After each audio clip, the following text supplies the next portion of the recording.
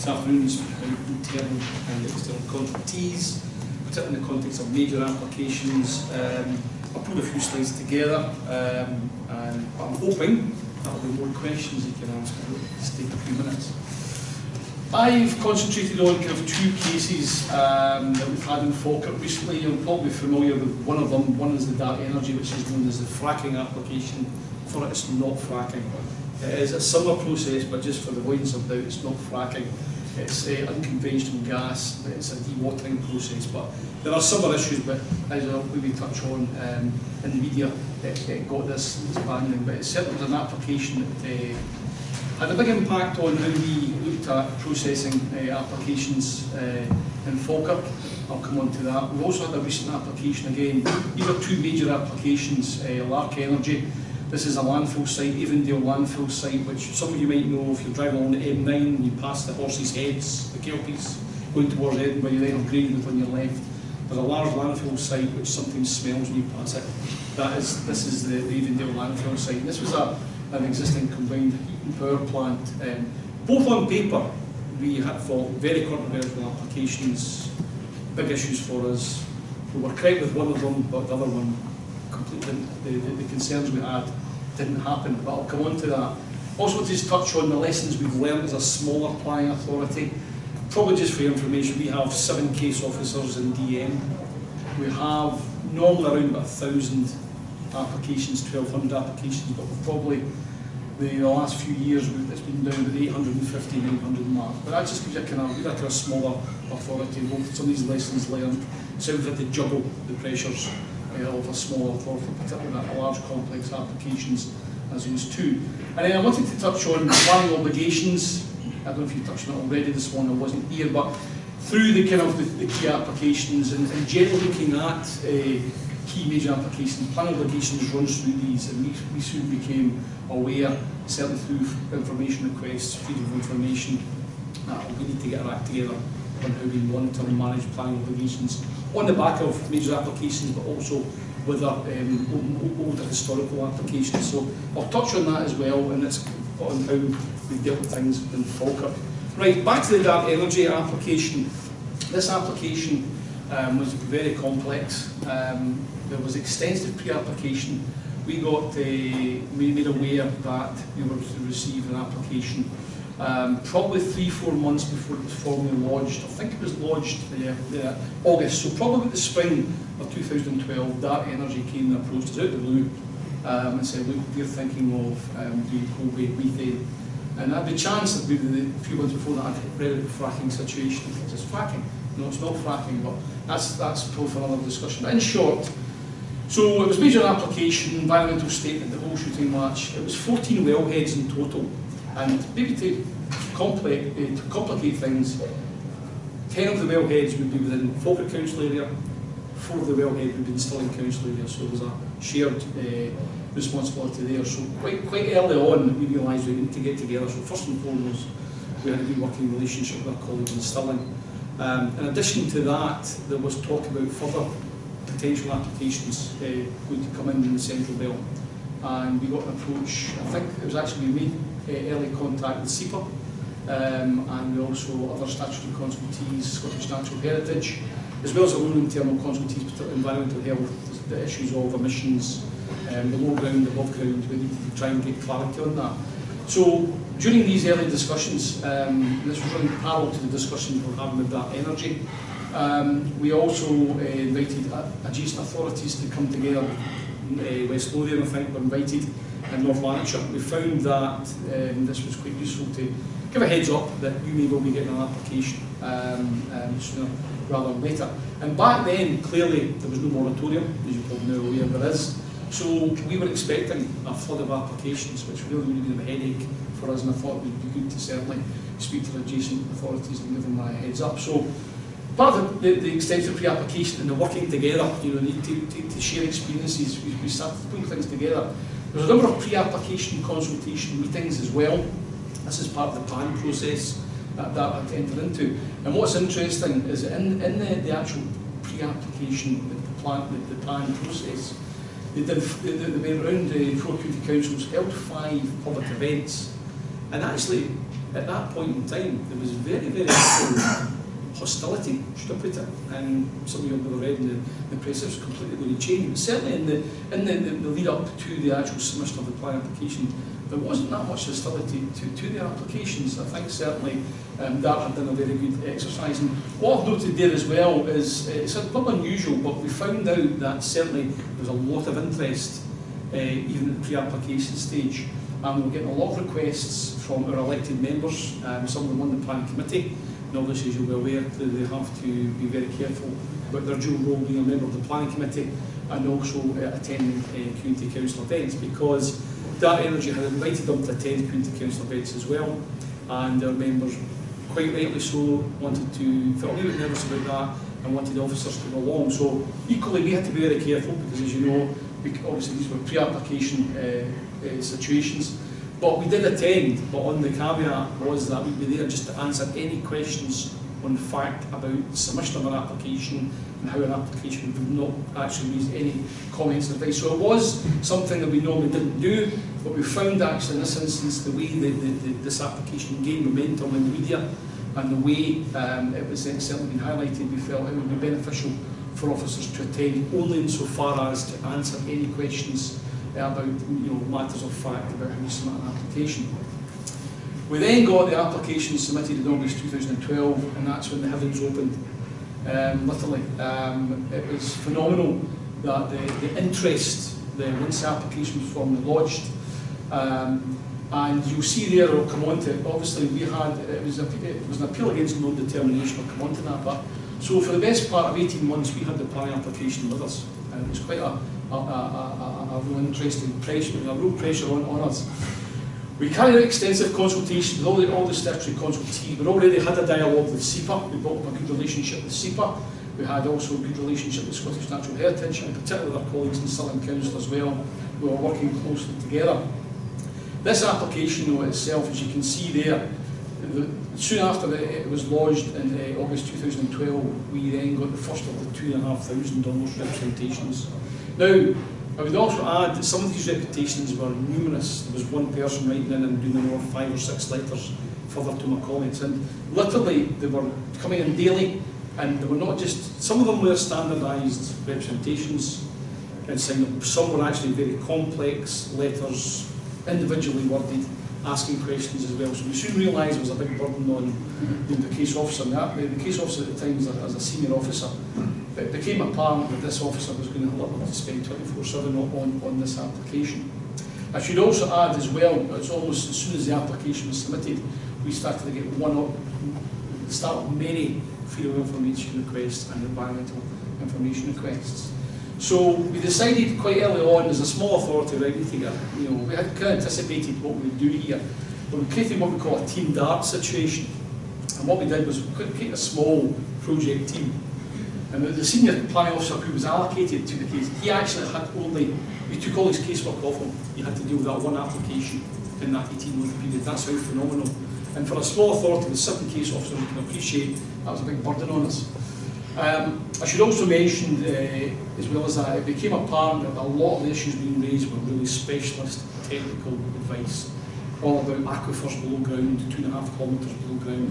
Who's going to deal with the pollution of that? When you're drilling your wells, if a gas was to escape, who would deal with that? So there was issues about below ground and above ground. And we need SEPA, we need the Planning Authority, we need the Environmental Health Authority, we need the Energy and Climate Change, the issue of the licence, we need the Health and Safety Executive. So there's a lot of issues that, and we soon realised that, not only this, clearly, as you saw, 18 months, senior planning officer had some holidays committed as well. If they go off sick, we had to make sure the plan B. So what we decided to do, really, myself as a kind of development manager at the time, we had two teams in Falkirk, and we had the 2 team leaders and the senior planning officer. We met periodically. We didn't set a Gantt chart, we didn't set it was very fluid, it was evolving. We just didn't at that time think we could get the level of interest. So we kind of had this informal get together as and when. It could be every day. Initially for maybe the first few months it was maybe 2-3 times a week, and then it was a case of just giving advice, support, sharing best practice. And we should realise as well that we did have other officers in the unit who certainly were busy, but equally we felt this was an opportunity where to gain further experience, we actually brought on another officer with less experience who'd been dealing with householder applications to act as a kind of support assistant, basically, who could learn as well, gain experience. I think that's important as well. I think we found that certainly we do not have a majors team or a local team. We don't have that kind of luxury to do that. So really we tried to give as much experience as possible to all officers, and we found this was a great opportunity for a less experienced officer to come in and become a part of Team DART. And therefore they were there to deal with initially just sorting out and helping out with the numerous representations we were getting. I should also add, as a wee anecdote, is that it actually turns out there's a couple of objectors who were made very valid, detailed comments that transpires. One of them had actually taken sabbatical from work for 6 months to concentrate on this. So you can imagine the level of detail we're getting. This person had given up their work and was focusing on this application, so we were getting daily emails. And you can imagine Twitter's going wild, Facebook's going wild. So it was an evolving animal. So I think what we found was bringing on this small informal team to share experiences, to share advice, how we take things forward, team effort, but also to give maybe other staff more experience on a complex application. And we found it beneficial. We also, not only was obviously development management, we had admin support. We were planning admin support. We have a generic admin team that covers building standards and admin. And we also had IT support, because obviously we use uniform, but certainly our uniform, as you probably all know, a lot of you have probably got uniform, but you all use uniform differently. That's certainly what I'm picking up in some of the meetings I have. And we found this is not going to cope, our system is not going to cope with this, so we had to get almost an IT support, a direct hotline to our IT people to ensure how we deal with and record all the representations and make sure that we put on the public website, etc. And probably what's interesting as well, we had to seek specialist consultant advice, coal bed methane, fracking, non-fracking, it really required a lot of scratching of heads, and we actually procured specialist advice on this to assist us. Also we got specialist legal advice as well, because it raised a lot of complex issues. Now clearly that comes at a price, it was worthwhile.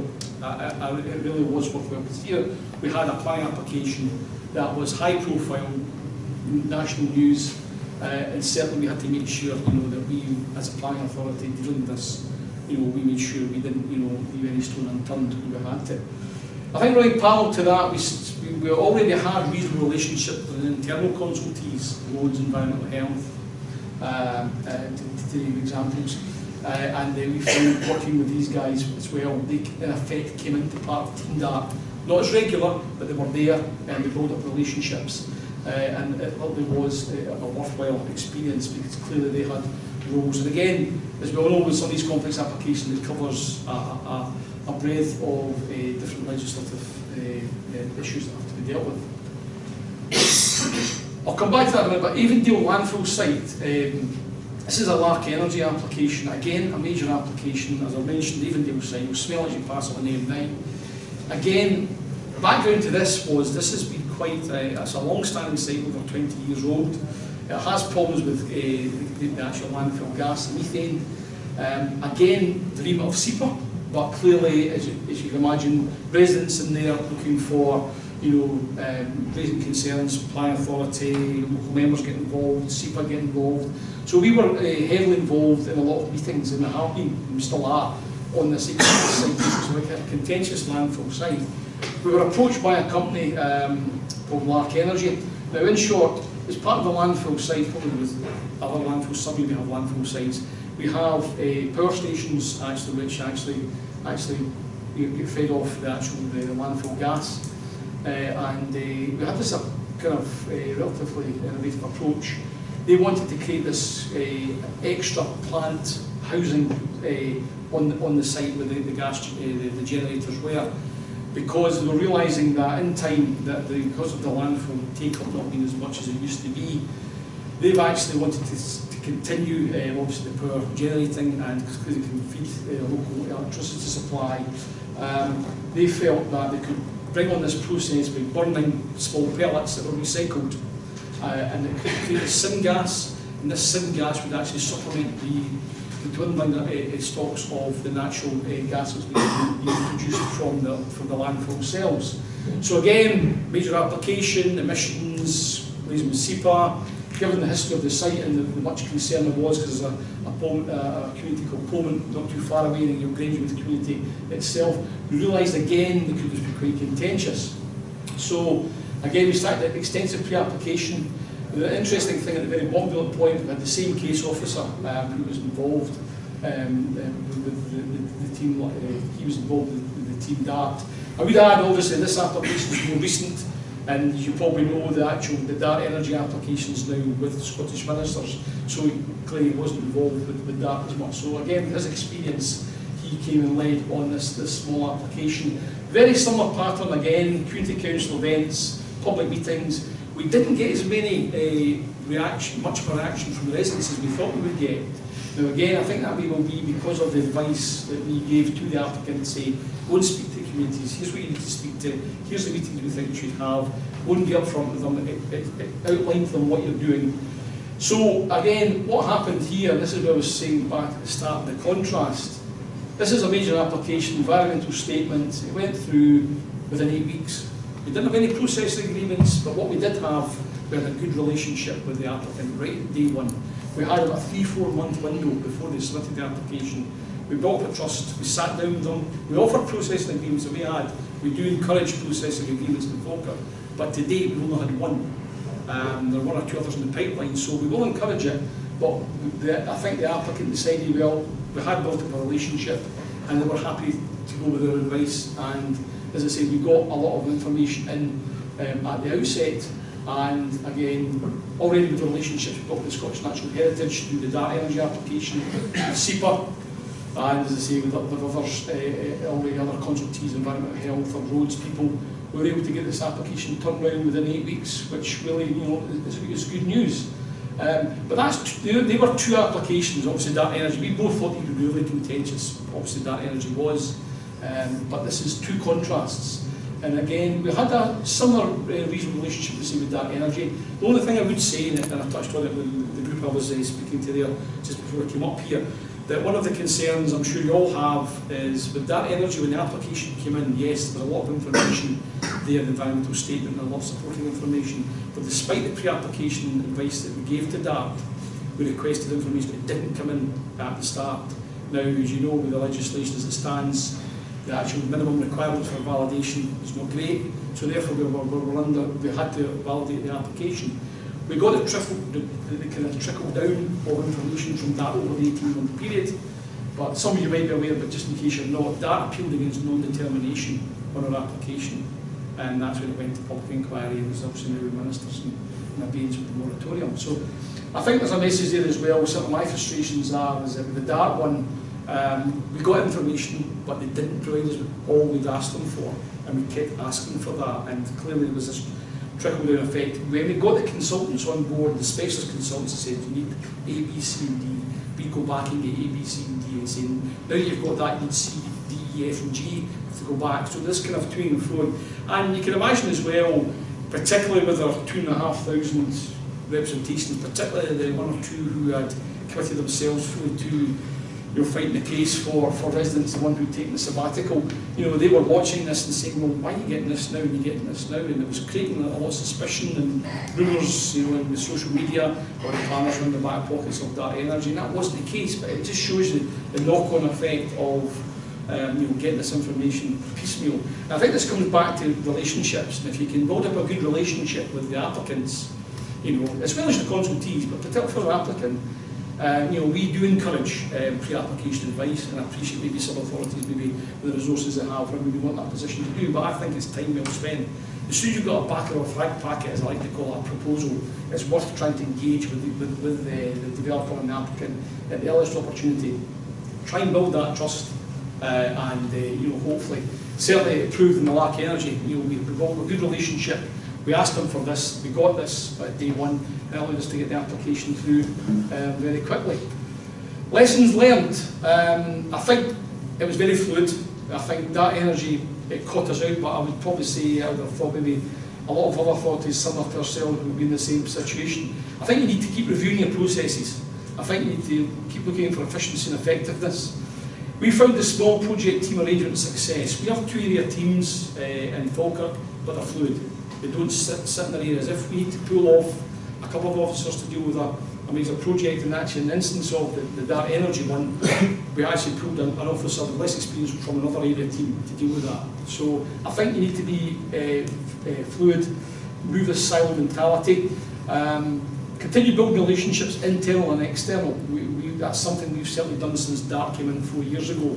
The second bottom bullet point is probably as a result of that. We now have regular internal consultee meetings with roads and the flooding team. We found through assessing our applications where the delays were, and as a part of that and as part of our ongoing performance, not just with majors but I call key applications as well. We now have a weekly get together with the roads and the flooding guys and look at the weekly list of applications. We try and highlight where there are maybe potential issues, and we try and get that moving so we can go back to the applicant quite quickly. You know, it's like I think you mentioned in the West Blue Prison, the critique of the 4 weeks. Well, that helps because we can, you know, and it doesn't just apply to roads and flooding. We've got environmental health as well. And I would say as well, being a smaller authority, we're all in the same building. So I appreciate maybe some authorities are a bit more maybe spread out. We're lucky we're all in the same building, you know, for our internal consultees, so we can just go on the corridor upstairs. So that helps as well. So where your location is can also be a factor in that, but we certainly encourage that. And I touched on planning obligations, and we've actually set up a planning obligations monitoring group. This came about at the same time as DART, and it was also a realisation that with the major applications we need to handle and manage, you know, our obligations, particularly the historical ones as well, where there's triggers being missed and there's money sitting in the number 1 account of the council, you know, money that hasn't been spent. So again, we've actually set up this group where there's a dedicated monitoring officer, he's a transport planner, and we have a monthly update of the current lists. So what happens is when, obviously we have our current list, which we've actually extrapolated from uniform, but our two team leaders in development management, they're the trigger now, so if there's any application that potentially comes in, which may well be a plan obligation, it's highlighted in the box right away on uniform, and I think it's a reception screen, or maybe one of the screens in. And what that does, that puts it onto the automatic list, and that monitoring officer then on a monthly basis sees what new applications are coming in to see potentially which ones could be triggering an obligation. Now it may well be the obligation doesn't get triggered, again gets taken off, but it keeps an eye on potential applications that we will have.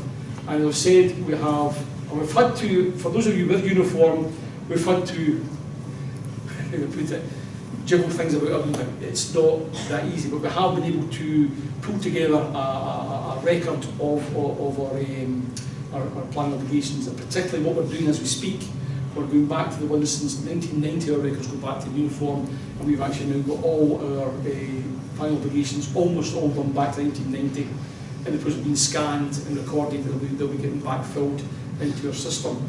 And the planning obligations monitoring group, this meets every 3 months or so, and that has a representative from legal, finance, IT, development management, building standards, policy, roads, education, open space and parks, and anyone else has contributions. And we've set that up, and that meets, and it's starting to breed evidence.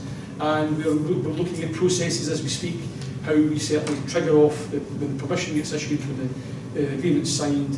We give details about how, one of the issues we found out, we'll hold our hands up, checks were coming in to a reception saying there's a cheque for £15,000, well, who's it to go to?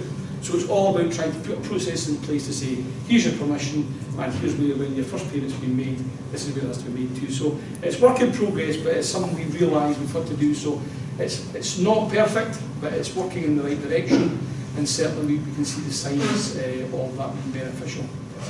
So that is me. Hopefully it's a whistle-stop tour. Hopefully you can understand all of that, and if there's any questions, I'll be happy to answer them.